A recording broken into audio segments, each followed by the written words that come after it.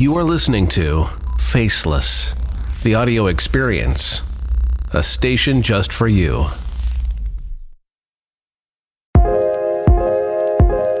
Welcome to Faceless, the audio experience. I'm your host, Abby Gillespie. For the next hour, let me join your day as we listen to relaxing music and inspiring stories. Let's take this time to drive, work, think, or just relax together.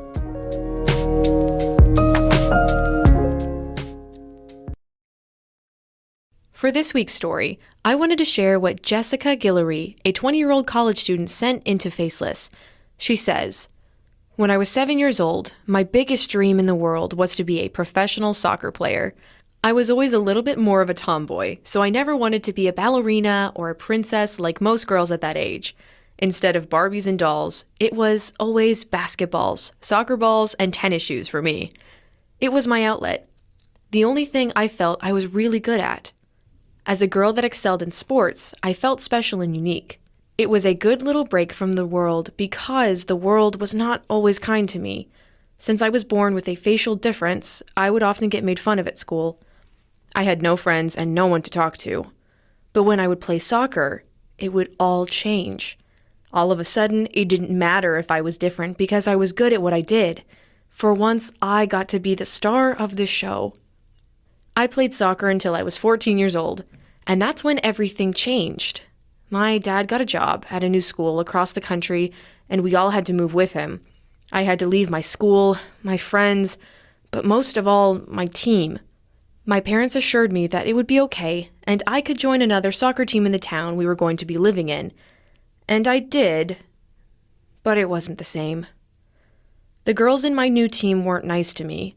They excluded me during team events and refused to pass me the ball during games. My parents tried to tell me that maybe I was wrong and just imagining things, but I felt it in my heart that I wasn't being treated fairly. My suspicions were confirmed when our team won a championship. The coach, the parents, and all the girls were so happy, we decided to all go out for pizza to celebrate. When my mom and I went to sit down at one of the tables, one of the girls blocked off the seats. We brushed it off and walked to another table, and another girl did the same thing. Even though I was part of the team and earned my spot at that table, none of the other girls wanted me to sit with them. What did I ever do to them? Nothing.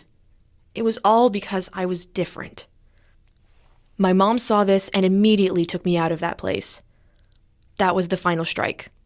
I quit. I was done with soccer. For good. Regardless of my parents' encouragement to join another team, I refused. I didn't want to go through anything like that ever again. As much as I hate to admit it, I took the easy way out. There was no happy ending to that story.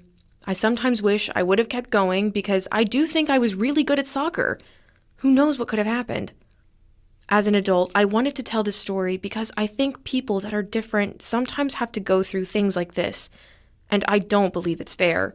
We should spread love and kindness, not hate. That's why I love what Faceless is doing. I think stories like mine should be told so parents teach their kids to do better, and so people that go through things like I did don't give up.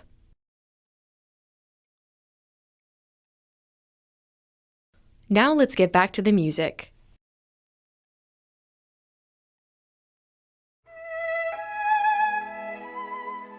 We all face difficult challenges and obstacles in our life. They can often leave us frustrated, upset, and even heartbroken. But it is up to us to see the light at the end of the tunnel. After living a life of neglect, abuse, and abandonment, that is exactly what Helen Bowers did. Join us on Thursday, May 4th to see Helen's story during the premiere of the short film The Light at the End of the Tunnel by Faceless Productions. You can see the film on our website, gofaceless.com.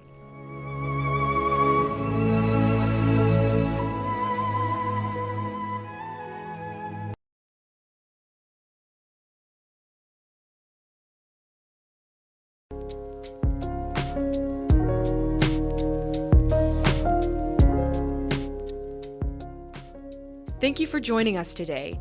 Make sure to come back next week.